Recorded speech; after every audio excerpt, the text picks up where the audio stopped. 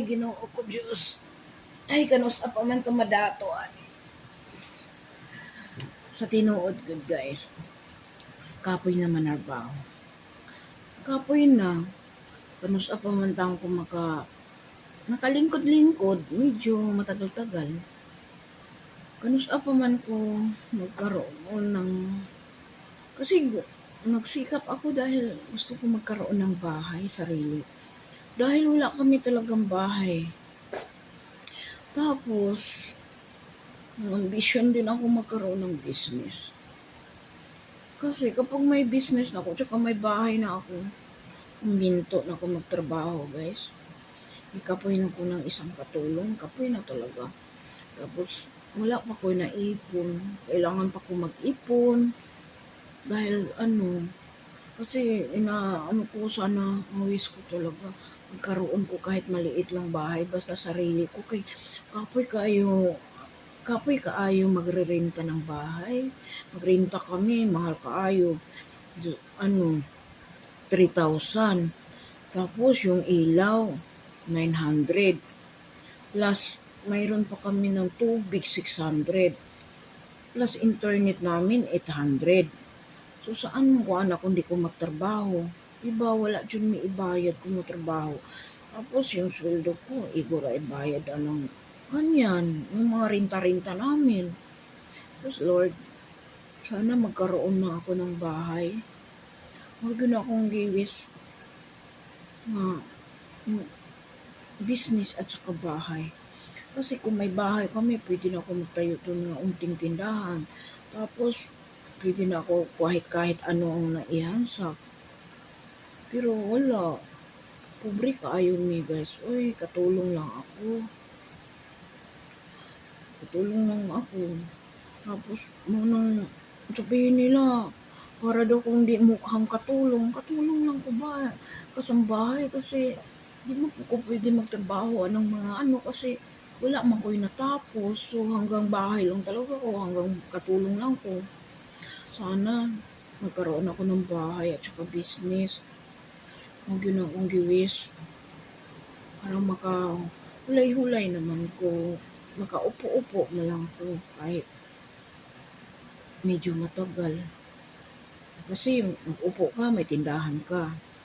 Tapos ngayon, kung gusto ko magbakasyon, wala man din ako pera. Hindi udlag ako nagkaroon ng pera nga sana manalo ko ng luto. Parang magkaroon ako ng bahay.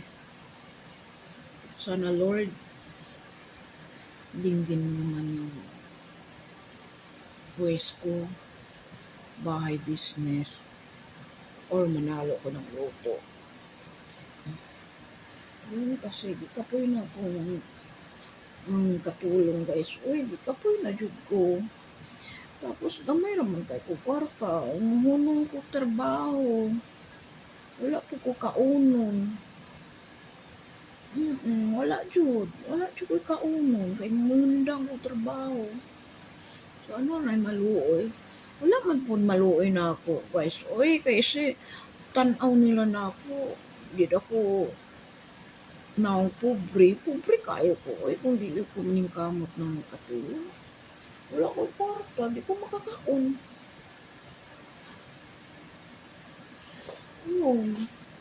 Katulong ko, na ako nagkatulong. Nagsimula ko katulong, 20 pa ako edad. 1994, nagkatulong na ako, kasambahay na ako hanggang ngayon. Pero hindi ko nadato. Hindi ko madato ng katulong, no? Bili, kay gamay man kayong sweldo. Buti kung dako. Gamay man pud kaayo. Unang,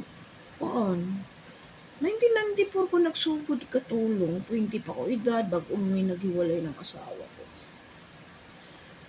Hanggang ngayon, katulong lang talaga ako. Kasi, di po ko maningkamot. Wala ko'y kwarta. Wala, may bayad sa ang rintahan namin bahay. Bahay, 3,000. Yun, internet, 800. Tubig, 600. Ilaw, 900. Tapos Tapos pas bigas pa namin. Napamimi estudyante, isa. Magto third year na yun. Diba kung muhunong ang trabaho, wala ka ibayad, wala kang kaunon. Ito lang gisaligan ko eh, kaya wala pa. Ganun, laban. Laban! Laban! Ganito talagang buhay, laban lang. Ganito na lang kasi ang ulam ko. Ganito na lang.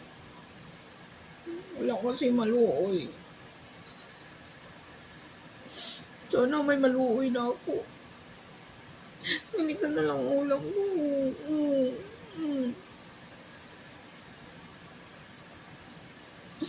Tapos yung sweldo ko, igo-igo lang yun sa mga bayaran. Igo, ang hirap. Hindi naman opisina, kada ko, gamay raman po. Igo-igo lang yun mabuhi ko. Nang ganito na lang. Ganito na lang.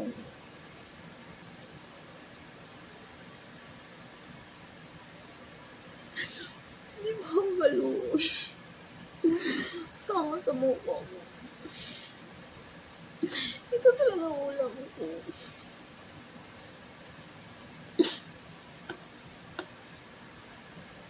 Thank you for watching.